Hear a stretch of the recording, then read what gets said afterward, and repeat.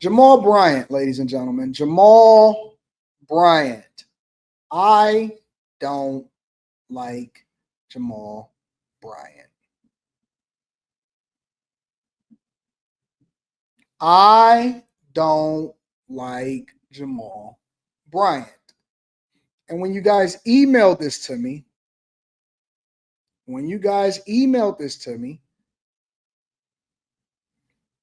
I said, wow, I got to review this with the channel. Now, I haven't seen this, but apparently he pulled up on CNN. You know, he's not pulling up to no Fox News, right? Apparently he pulled up to CNN and he was speaking about being the leader of, or spearheading. Let me revise that. Spearheading the Target boycott and diversity, equity, and inclusion movement. And so I said, well, you know, we'll have this as a little quick hit and have a conversation about it. Make sure you guys hit a like for the algorithm, subscribe to the channel, and turn on your notifications. That's what one of America's biggest companies is doing, as Target reported a slump in sales. The CEO pointing fingers in part at what he called the reaction to the updates we shared on belonging in January. Now, that statement is according to CNBC. What the CEO is referring to was translated much more bluntly by one analyst who said, quote, Target is struggling after strategic missteps on DEI. And that is because people across the country have been boycotting the retail giant since March. And this is the man leading the growing effort. It is not because of tariffs. It is not because of the stock market. It is because of the power of Black unification and the Black dollar. $12 trillion in spending power is not anything that we should laugh at. That's Pastor Jamal Bryant of Atlanta, and he joins me now. And Pastor Bryant. Hold on, let me address this really quickly. Zeke says, stop capping and address Marquette. He's calling everyone who follows Candace Owens. Is Marquette? Let me pronounce his name. I apologize.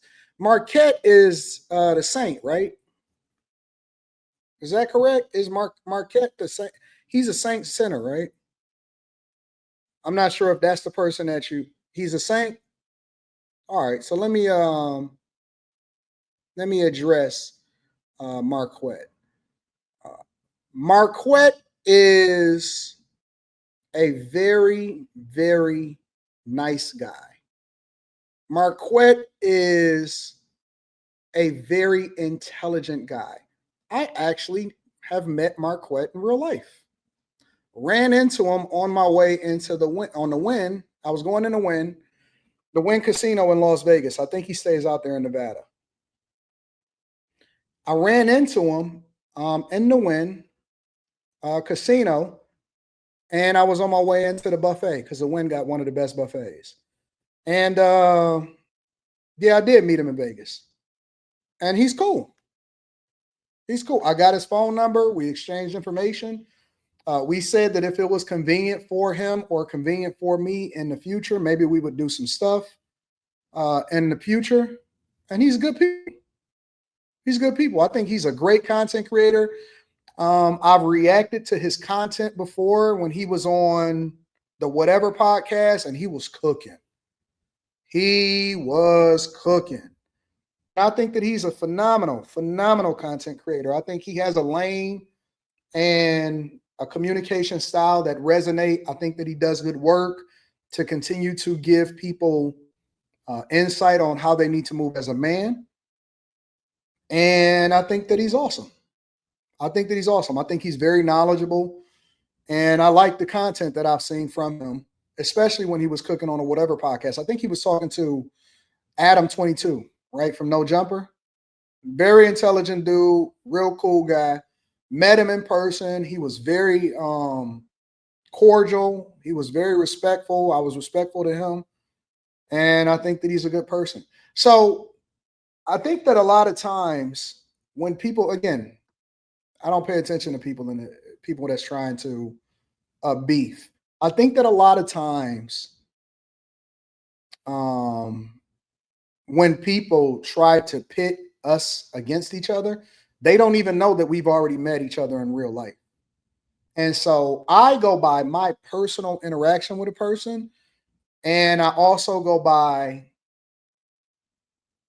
whether or not they have any negative energy to me in real life. I have not experienced that with him, and I have experienced nothing but good energy with him in real life. So I got a lot of respect for him. I think that he's a good content creator, and I think that he's awesome. I think that he's a good content creator. So that's my experience with Marquette. Shout out to him. Let's continue on with the show. And I'm glad to have you back. When we first spoke, it was when you were in the very early days of this. And now here we are, the Target CEO saying he's not satisfied with the recent performance. He attributes it in part to the, quote, updates they shared on belonging. What's your response to that? That all of this is avoidable. Bryant is fully aware that the African-American spending dollar has a whole lot of muscle, and his betrayal to our community has consequences. Has a consequence that Stone's salary has been slashed, all because he's been dishonorable and not integrous with the Black community. So how long do you intend to continue this? Until something shifts. We've got staying power. We've got a model. The Montgomery bus boycott 70 years ago went 381 days. And our community is resolved and focused and intentional that we're not going to spend our dollars where we're not honored and where we're not appreciated. For whatever reason, he believes that Target stock is directly impacted by whatever is happening with his congregation and the Black community. I will tell you that I don't think anybody cares about that. They said that they was boycotting Walmart. They said that they was doing all of this. And it's so funny because Target didn't get rid of any of their Black entrepreneurs that have products on their shelves. All Target did was say, we are going to make sure that we're abiding by the federal mandates and the laws that's being implemented, especially since Trump has signed an executive order to make sure that they're rocking with people based off of merit versus based off of race and diversity, equity, and inclusion. And so what Target basically did was say, we are going to continue to put out the products that's making money and running up a bag that's on our shelves.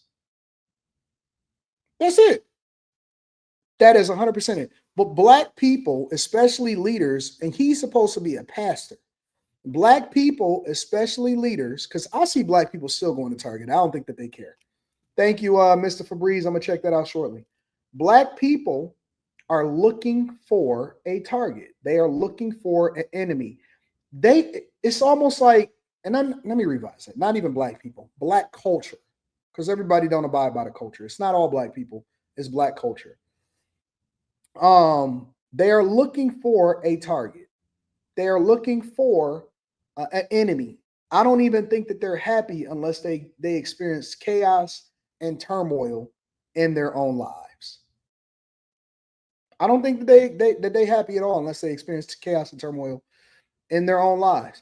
And that's unfortunate because we too old to be sitting here hating people, hating organizations, hating any of that.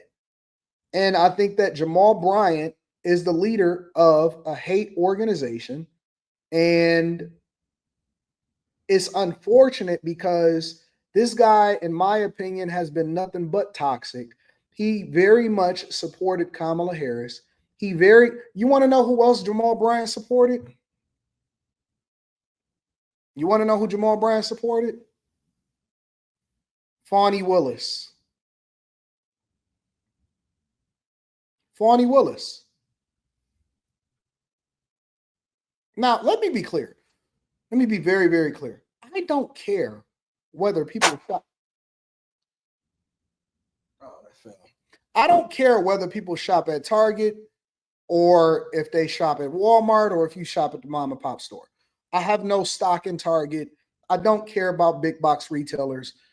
That's not what I'm advocating for. I'm not advocating for support for Target. As a matter of fact, I was advocating against support for Target because Target kept on putting out swimsuits and trans stuff that in the little kids section, if I'm not mistaken. That was around the same time that the beer company, I forgot what beer company that was. I don't want to misquote what beer company it is. That was around the same time that the beer company was like putting out, a trans content creator. It was Bud Light. Was it Bud Light? Yeah. So I don't care about Target per se. Doesn't make me any, never mind one way or another. In Stock Club, I tell people to stay away from retailers anyway. Don't invest in Target, don't invest in Walmart or anything like that.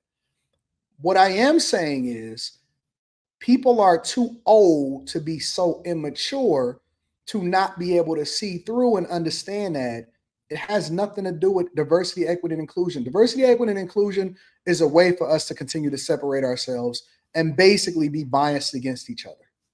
If you are good, then you deserve to rock. If you're not good, then you deserve to rock. If you're good, then you deserve to have your stuff on the shelf. If you don't, then you don't. So do what you want to do, but I think that his mentality, his mindset, the reasoning why he's doing some of the stuff that he's doing is evil. He is a hateful person. He is a hateful person. I've never shopped at Target outside of like going to get a Dyson vacuum in real life because I didn't want to order it on Amazon or something. Or, I like Target. Sometimes they have, if I just walk through there and they got some nice sheets or something or whatever. But I don't care about Target either way. I think I went in there to go to Starbucks or something. Who cares? You know what I'm saying? Shop it wherever it is that's meaningful to you. I know a lot of women like to shop at Target, and that's cool. But the mindset and the reasoning behind why you're doing whatever you're doing is what makes your why. Your why is what makes it evil. And I can't stand people that separate themselves and try to make it seem like that they're not racist or they're not biased. I think that he is. He's 100%. And I never liked Jamal Bryant. I never liked Jamal Bryant at all. So other companies that have scaled back their DEI programs to varying degrees include Lowe's, McDonald's, Walmart, Amazon in some respects. So are you looking at expanding this beyond Target? Oh, no, we're very clear. Over 17 companies have walked away from diversity, equity, and inclusion. But we decided with resolve and intentionality that we were going to do one at a time. Target is the first, it is not the last. And another company is going to be coming on the radar in the next couple of weeks. In the next couple of weeks, there'll be another one. All right. So I want to ask you one thing, though, when you talk about the power of the black dollar, and it is just the flip side, right? That you're showing that power when it comes to Target, but there are Black entrepreneurs who are also selling at Target who are negatively impacted by this as well. A new report from the Wall Street Journal, they went through sales of Play Pits, which is Black owned. They said sales at Target of that product have fallen about 30% since April. Beautiful Curly Me also attributing reduced sales to your boycott. So what do you say to those business owners, right? You're going to say, well, we're going to directly, we're going to tell our people to directly. This is a guess. So I haven't seen this. I'm going to tell our people to directly buy from them direct. If you register at this website, then our people can shop at you independently. Who are members of the communities that you are, conducting this boycott on behalf of. No, we're so mindful of them. That's why we partnered with the U.S. Black Chamber of Commerce. Over 250,000 people have signed up at targetfast.org. And when they do so, we send them a digital directory of over 150,000 Black businesses across the country.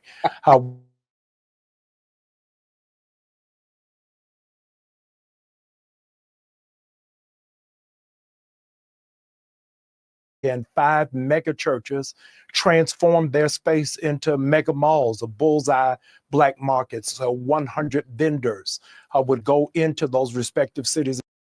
Let me be very clear, y'all. And again, I think that I hope that the stream is still going right. Let me be very clear. And again, I don't care either way. I'm gonna just talk about it from a business perspective.